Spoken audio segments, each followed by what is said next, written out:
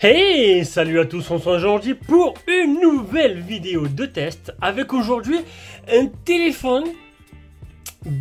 Je vous dis pas, je vous laisse découvrir tout ça dans le test. Donc c'est le Nubia Z50 S Pro. Alors, c'est marrant parce que sur la boîte on va marquer juste Nubia Z50. Voilà, on voit juste ça de chaque côté. Il n'y a pas marqué que c'est le S Pro, c'est marqué Nubia Z50. Alors pour ceux qui nous suivent, pour ceux qui me suivent, vous avez pu voir en février le Nubia Z50, premier du nom, le classique, qui était mon coup de cœur du mois de février. Un rapport qualité-prix exceptionnel, une qualité photo exceptionnelle pour le prix. Alors pas au niveau des très hauts de gamme, mais honnêtement, de nuit, il était dans le haut du panier. Et en photo, il était très bon. Et j'avais été très content, franchement, de le tester. Et je l'avais pas mal recommandé, et pas mal d'abonnés l'ont commandé d'ailleurs. Ils ont été très satisfaits derrière.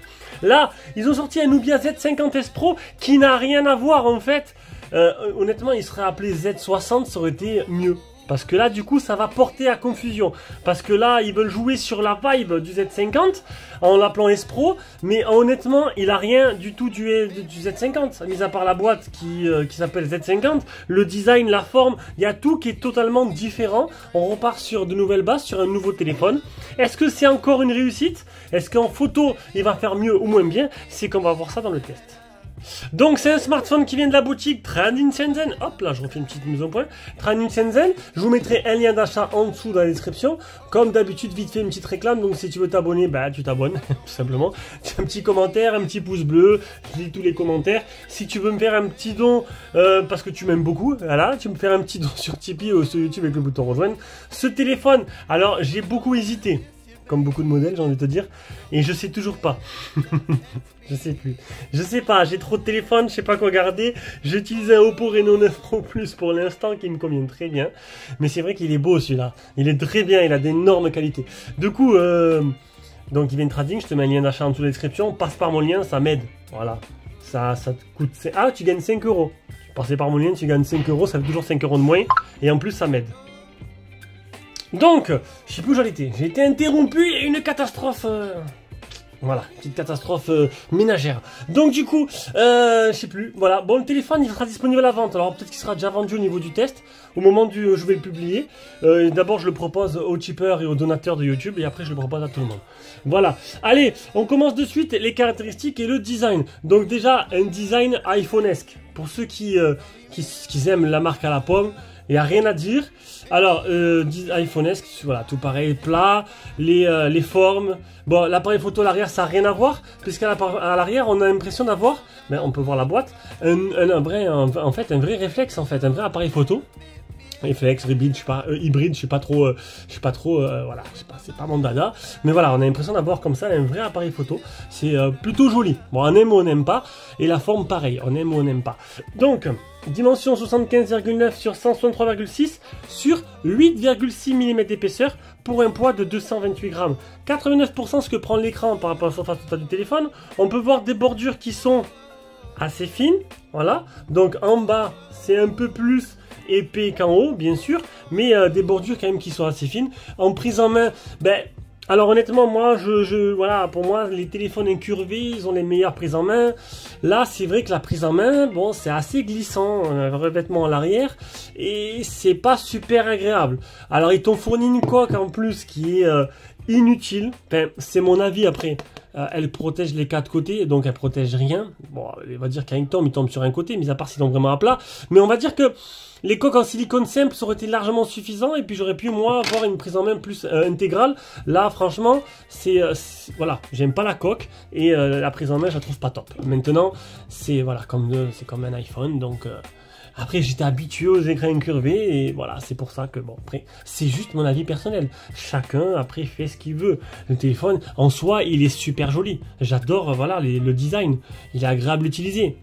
Voilà, bon, un peu glissant. Honnêtement, là, la partie à l'accroche, mais là, elle glisse, mais vraiment, quoi. Si tu n'utilises pas la coque avec, oups, c'est une savonnette. Alors, il existe en 3 couleurs, en noir, en blanc et en orange. Un écran de 6,78 pouces de type AMOLED à l'avant, 2800 x 1260, donc du Full HD+. Un écran de rafraîchissement d'écran 120 Hz. Alors vous allez voir, tu peux choisir. Ça c'est plutôt bien, tu verras tout à l'heure. Et un pic de luminosité à 1200. Alors on est loin des 2600 du dernier Xiaomi Ultra, 13 Ultra. 1200, c'est comme le X5 Pro, donc c'est plutôt correct. X5 Pro, ouais c'est ça, X5 Pro, donc ça va, c'est suffisant. Voilà, après bon, c'est pas non plus dans le haut du panier, mais c'est suffisant. En dessous, on aura le type C, une grille haut-parleur, le double nano SIM. Sur le côté gauche, on n'a rien. Au-dessus, on a une grille haut-parleur, donc double haut-parleur stéréo. Alors, ce qui est bien, voilà, c'est sur la tranche. Alors, ils sont pas, bien sûr, symétriques au même endroit. C'est toujours pareil, dommage. Mais bon, et voilà, double haut-parleur stéréo. On a le bouton power, là, on le reconnaît Nubia avec ce couleur rouge. On a le bouton volume plus moins ici. Et ça, c'est un slide, un peu comme... OnePlus A, et un slide qui est paramétrable. Alors il n'y a que deux positions. Il y a une position pour mettre sur l'appareil photo, donc tu peux paramétrer l'appareil photo, silencieux, ce que tu veux, mode jeu et tout. Moi j'ai mis sur l'appareil photo, donc tu l'éteins, tu sors de l'appareil photo, là tu rentres directement dans l'appareil photo. Bon, c'est un petit raccourci, j'aurais pu avoir un bouton, c'était plutôt pareil, il n'y a que deux positions, bon voilà, et on-off, voilà, tout simplement. Alors après, on va aller sur l'arrière du téléphone. Alors ici, je vais vous montrer au-dessus, on a le port IRC, voilà, pour les télécommandes. Donc l'arrière du téléphone, comme je vous ai dit, là, c'est un simili, je sais pas quoi, un simili plastique, un petit plastique, très glissant, super glissant même. Hein. Et ici, l'objectif photo, il ressort, mais vraiment énormément de la coque arrière.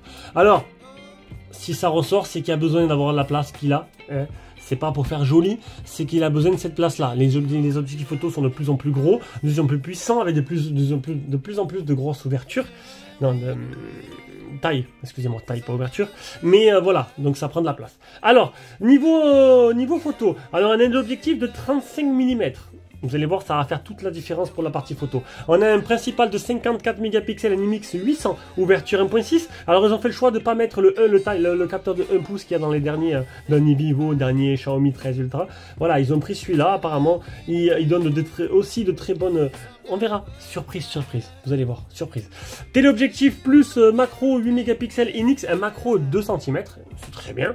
Un grand angle de 50 mégapixels et avant un 16 mégapixels Omnivision avec une reconnaissance faciale qui peut voir marche correctement. Ensuite, en plus du capteur frontal, bien sûr, tu as le capteur d'empreinte qui se trouve sous l'écran. Ah ben tiens, il a décidé de pas, de pas apparaître, voilà, tout simplement. Qui est plutôt rapide. Alors un écran qui est vraiment magnifique je trouve, hein, avec de très belles couleurs, lumineux, il est plutôt sympa. Donc, le tout est animé par le dernier Snap, le 8 génération 2. Pas de modèle intermédiaire encore pour le moment. Il n'y en a pas eu cette année, il n'y aura pas à mon avis. On va passer directement en génération 3, un Adreno 740 pour la partie graphique. Une batterie de 5100 mAh. Recharge rapide 80 watts, pas de recharge inversée, pas de recharge sans fil. Voilà, que la recharge rapide 80 watts. Alors, on est sur un tarif quand même de 607 €. C'est qui est plutôt assez bas. Quand on voit les modèles haut de gamme, alors j'aurais dû le dire au début, hein, mais quand on voit les modèles haut de gamme actuels, comme ils coûtent en France, là, pour 607 €, tu as quand même un condensé de technologie et ça vaut le coup. Ça vaut le coup. Le Bluetooth 5.3 et au niveau des bandes 4G, il manque B28A, B28B. Alors maintenant, on va parler pour ceux qui y connaissent pas trop. Est-ce que tu peux utiliser ce téléphone en France? Bah oui, largement. Donc déjà, au niveau de la 4G, voilà. 4G, 5G. Alors 5G, 100%, c'est parfait. 4G, il manque que B28A, B28B. En gros, c'est pas important. Tu auras la 4G de partout. Il n'y a que pour Free où la B28 est importante. Mais sinon, pour les autres opérateurs, c'est pas grave. Voilà. Donc là-dessus, pas de problème. Tu auras la 4G de partout et la 5G de partout. Après, au niveau des langues, il est seulement anglais-chinois. Oui. Ah ouais, là déjà, tu dis mince. Bon, après, bon, tu as la possibilité de mettre More Local 2. Voilà, More Local 2 qui te permet de forcer de mettre en français. Du coup... En gros, tu as tes applications en français et tu as quelques paramètres en français. Parce que oui, Nubia vendait en France avant, c'est la même ROM. Et du coup, tu as un peu de français, un peu partout dans les paramètres. Mais tu as quand même beaucoup d'anglais. Donc, faudra te faire avec la langue ou tu acceptes ça. Mais voilà. De toute façon, il y a beaucoup de téléphones que je teste où tu dois accepter d'être bilingue ou d'accepter d'avoir de l'anglais. Même, bon, des applications, tu les as en français quand même. Hein. Mais voilà, si vraiment tu as envie de ce genre de téléphone, ben voilà, il faudra faire quelques petites concessions. Et une autre question qu'on me pose souvent, c'est est-ce qu'il y a le Play Store? Bon, pour moi, ça paraît évident, pour vous aussi, mais oui, j'ai toutes mes applications favorites et il y a bien le Play Store dessus qui est installé d'origine. Les téléphones sont testés avant. Voilà, on va fermer cette page, on va s'intéresser directement à la suite du téléphone. Donc on va pas rester longtemps sur l'écran, l'écran il n'y a rien à dire, un écran magnifique, alors pas le meilleur écran qui soit, avec, bon déjà il monte jusqu'à 120 Hz, c'est plutôt intéressant, vous allez voir, tu peux choisir 60, 90, 120, ça c'est super, c'est assez rare, donc tu peux, ou le mode auto, voilà, ben on le verra tout à l'heure. Sinon au niveau de l'écran, bon 1200 nits, c'est pas le meilleur, mais là il est à fond, ça va pas t'éclater les yeux c'est sûr, mais à ce prix là tu peux pas non plus tout avoir, il y a quand même des concessions qui ont été faites, genre pas de charge sans fil, pas de recharge inversée, un écran 1200 nits, voilà, il faut bien faire des concessions quelque part. Allez, on passe à la partie logicielle, allez, sans transition, partie logicielle, on est sur la surcouche de chez Nubia. Alors là j'ai un trou, elle s'appelle MyOS en version 13, j'ai eu une mise à jour, moi c'est le 12.256 et c'est super fluide, ça tourne très bien, donc là je suis en mode style iPhone, j'ai mis les gestures et tout marche très bien, aucun ralentissement, que dire de plus, pas mal de personnalisation, de toute façon on va les voir de suite directement dans les options de la ROM avec mes captures d'écran. Allez, on passe aux captures d'écran et au bench. Donc le Antutu, un peu moins de 1 million. Alors c'est un peu bizarre. Après, c'est juste un chiffre, hein, il a la dernière puce. 45 tests de chauffe, il est arrivé à son terme, 45 degrés. J'aurais pensé qu'il aurait arrêté avant, parce que généralement, au bout d'une certaine température, le téléphone se met en protection. Les Geekbench, le premier Geekbench, le deuxième Geekbench, le PC Mark, un mode enfant. Il est bien certifié L1, tu auras bien la HD sur Netflix. Le Safety Net, il est passé. On a la possibilité de mettre le dual Wi-Fi ou de mettre en plus le réseau plus le Wi-Fi si en cas le réseau il est assez faible. Le multiscreen, voilà, tu peux brancher dessus un appareil supplémentaire pour déporter l'écran. On a le NFC. On a une suite de personnalisation. On peut voir voilà, le fond d'écran, Always on Display, les animations. Bon, ça c'est classique, surtout maintenant toutes les surcouches. On a ou style iPhone ou style Android avec le tiroir de notification. On a un mode sombre, avec un mode sombre qui a un peu évolué quand même, avec pas mal de teintes et avec des options. Ça c'est plutôt sympa. Alors, choix des couleurs et de la température. Alors ça je voulais parler tout à l'heure, mode auto, c'est ce que j'ai tourné moi durant mon test, 60, 90 ou 120, ça c'est très rare, normalement c'est 60, 120 et auto, voilà, c'est bien qu'il y ait le choix, comme ça tu veux que du 90 pour avoir un milieu, un juste milieu, c'est toi qui vois, pour que, tranquille. La barre latérale, bon ça pareil, c'est commun à pas mal de surcouches, les fenêtres Windows, l'IntelliTouch, tu cliques 2 fois dessus, en fait ça fait une recherche sur la photo ou sur le mot que tu as choisi. Le menu personnalisation pour le slide là, donc on peut voir qu'il y a le flash, l'enregistrement, le mode jeu ou la caméra. Vous avez vu que là, le niveau français, il n'y en a pas trop. Hein. C'est plus les modèles évoluent et moins il y a de français dedans. Navigation système ou bouton, le mode une main, Z-Pop pareil, ça fait des petits raccourcis, duplicateur d'applications, donc il n'y a pas énorme, il n'y a que ça, on est loin des Xiaomi et tu peux presque dupliquer tout. Le double tap pour éteindre et allumer, donc tu n'as pas besoin d'utiliser tout simplement les boutons, tu fais double tap, éteindre, allumer, plus la reconnaissance faciale. Donc il y a pas mal de gestures d'autres. Le GPS test 3 mètres, 40 tubes satellites fixés sur 75. Et on arrive à l'autonomie sur une journée type. Alors j'ai un peu appelé mais j'avais oublié d'activer dans les options. Donc 3h14 écran allumé. Alors 3h14 mais dedans le téléphone en fait il y a un truc d'origine et comme dans tous les téléphones il me disait 3h à peu près 2h55. Il y avait 20 minutes d'écart entre les deux. Donc on va prendre une moyenne de 3h. J'ai utilisé 45% avec sur 13h 6 minutes d'utilisation, enfin d'utilisation, du coup de brancher jusqu'à voilà les 13h en 13h continue, t'as compris. Le matin je me suis levé, tac, et ça me fait du coup ça m'utilisait 45%, donc un téléphone qui moi il me ferait 2 jours, voilà, avec cette utilisation là. Voilà. La partie jeu, je te la passe, hein. Ça fait tourner tous les jeux, hein, la dernière puce. On va passer à la partie photo, peut-être le point fort du téléphone. Alors, partie photo, déjà, tu vois, ça te saute aux yeux. Ici, tu as quoi? Tu as mode grand angle 13 mm. Hop, on va revenir en arrière. Hop là. Après, tu as 50, tu as 35, tu as 80. Et hop, tu as 170 mm. Ça fait un super zoom. Je vous ai mis aussi tous les échantillons, ne vous inquiétez pas. Toutes les photos seront dans un lien Google Drive, comme d'habitude, dans la description de la vidéo. Tu les verras en taille réelle. Après, tu as quoi? Traînée d'étoiles, c'est étoilé, la lune, ouverture c'est électronique, trace lumineuse, slow motion, timelapse, taille réelle, macro. C'est bien présenté, je trouve. Documents, photos d'identité, panorama, tout est en français là. Cloné, effet factory, multi-exposition, multi-appareil photo. Le mode street, un mode pro, un mode photo, un mode vidéo qui va permettre de filmer au max jusqu'à 8K 30 fps, voilà. Un mode nuit et un mode portrait. Voilà, et après tu as les paramètres bien sûr que tu peux faire apparaître au-dessus. Donc tu as le HDR, l'intelligence artificielle, les petits filtres qui sont là. Tu peux choisir 4 tiers, 16:1, plein écran, le retard de terre, la grille, et là encore plus de paramètres. Franchement, un appareil photo très complet.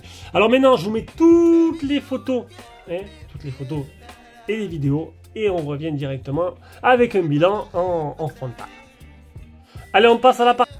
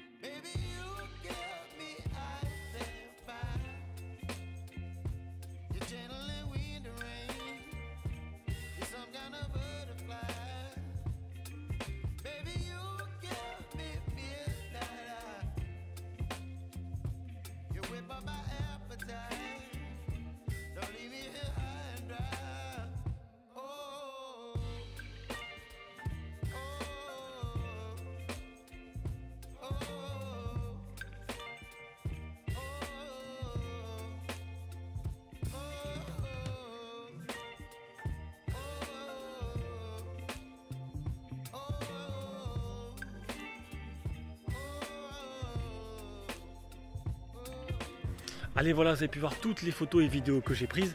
Donc, on va faire un petit bilan sur la photo. Déjà, on se filme avec l'appareil photo frontal, histoire de voir un petit aperçu de ce qu'elle donne en qualité sonore, en qualité vidéo.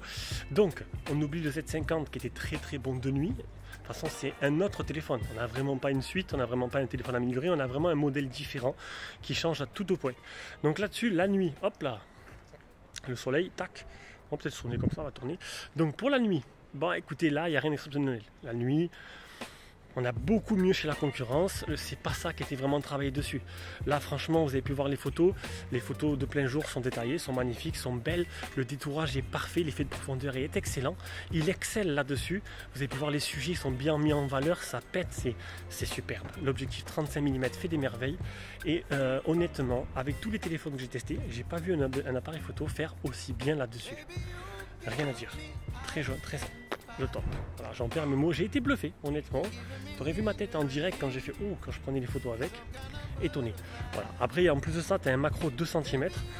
Bon, macro 2 cm plutôt classique. Alors 2 cm c'est bien, c'est mieux que 4, mieux que 3. Après, je m'attendais un peu plus de détails. Mais bon, voilà, il est présent, il est là. C'est pas le meilleur que j'ai vu, mais voilà, il conviendra totalement. Voilà. Vous avez compris les points forts du téléphone et les points faibles au niveau de la photo. Partie son, avant la conclusion, on va écouter les haut-parleurs.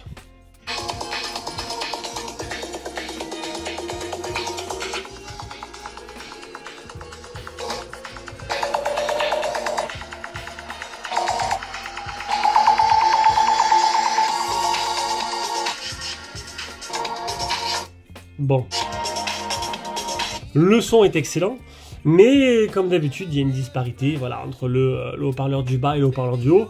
Bon, c'est toujours pareil, c'est dommage. On arrive à la conclusion. Donc, vous l'aurez compris, alors si tu apprécies le design iPhone-esque, le type appareil photo derrière, un appareil photo voilà, avec de réelles qualités qui m'a bluffé, une bonne autonomie, la dernière puce.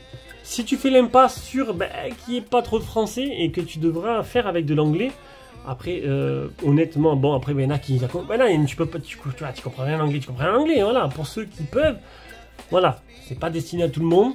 Encore une fois, c'est un téléphone à 600 € qui, en France, coûterait largement plus cher, mais qui ne passera jamais la frontière, voilà. Donc, vas-y, passe par mon lien, fais-toi plaisir, et voilà, il y a Noël qui arrive. Non, un peu, ouais, mais bon, quand même. Allez, voilà. Bon allez, je vous fais des gros bisous et je vais en attaquer un autre. Ciao, ciao.